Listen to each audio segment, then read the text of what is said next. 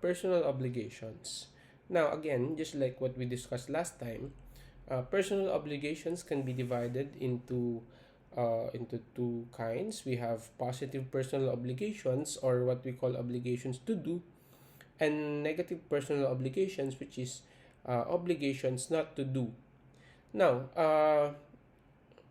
I think we need to discuss, and what's important here under personal obligations is that uh, what do we mean when we say someone failed to comply doon sa personal obligations?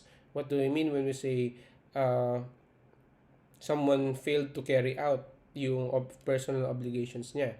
Under positive personal obligations, what do we mean when we say what do we mean when we say someone failed to do what is part of his obligation?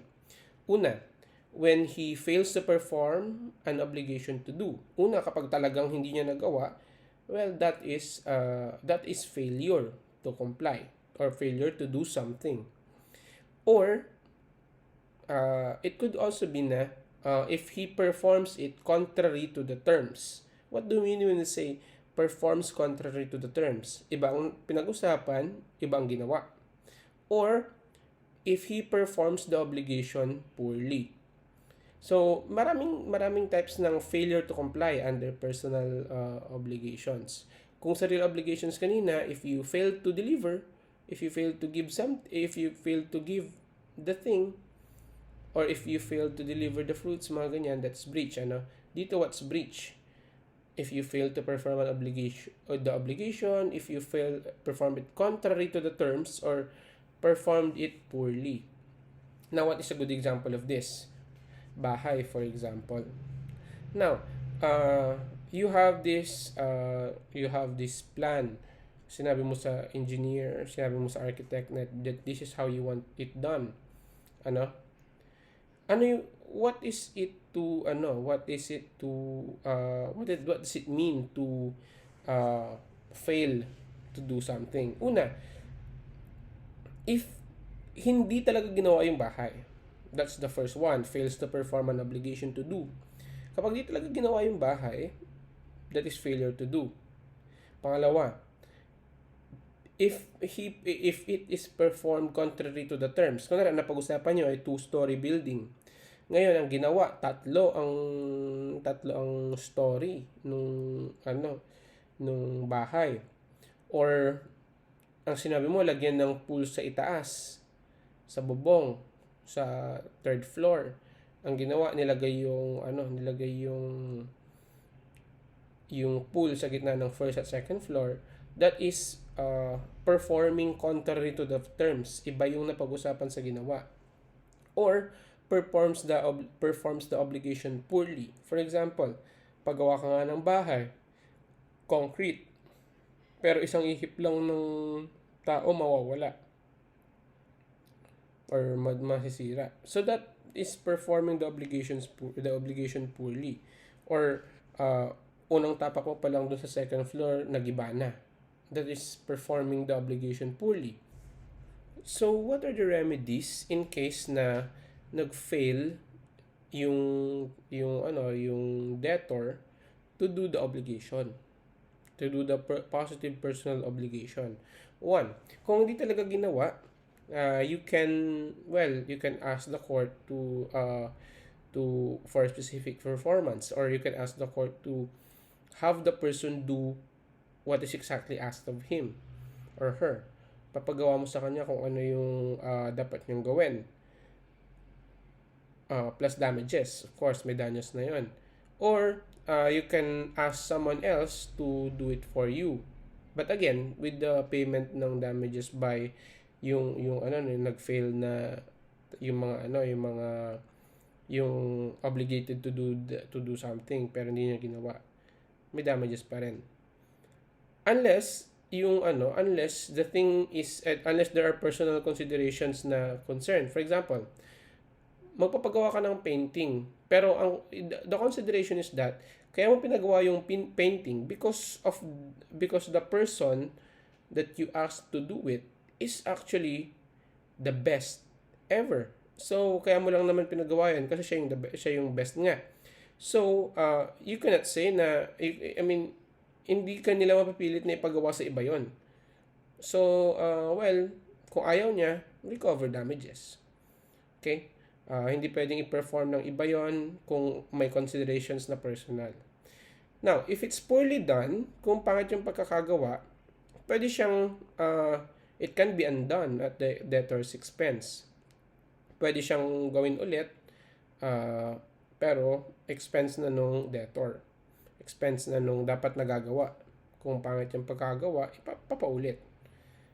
Kanya na yon, obligasyon niya na yon. And finally, we can recover damages. Pwede kang mag-recover ng danyos mula dun sa taong nag-fail na mag-perform ng obligation niya. Now, another kind of personal obligation, just like what we discussed last time, is the negative personal obligation or the obligation not to do. Okay? Ibig sabihin, you're prohibited to do something. Pinagbabawalan kang gumawa ng isang bagay. Now, what does it mean when you say you failed to comply with your personal obligation? Now, in the negative personal obligation, you failed to do something, you failed not to do something, or you failed to comply with your obligation if you did something that you are forbidden to do. Kung pinagbabawalan ka. For example, I'll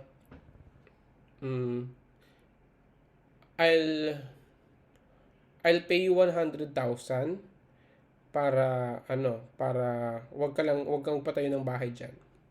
Or wag kang patayo ng bakod diyan sa property mo. Okay, that's your obligation. Your obligation is not to build the wall or not to build the house. Now, what if you did? Paano kung ginawa mo? Now, what is the remedy of the creditor? Una, the creditor can demand that what was done be undone at the debtor's expense plus damages. Kunwari, patayo ka ng bahay. Pwede yung patanggal yun. It will be undone at your expense pa plus damages with danyos, or pwedeng mag-recover lang yung tao ng danyos. Okay. So that's basically negative personal obligation and the remedies for failure to comply.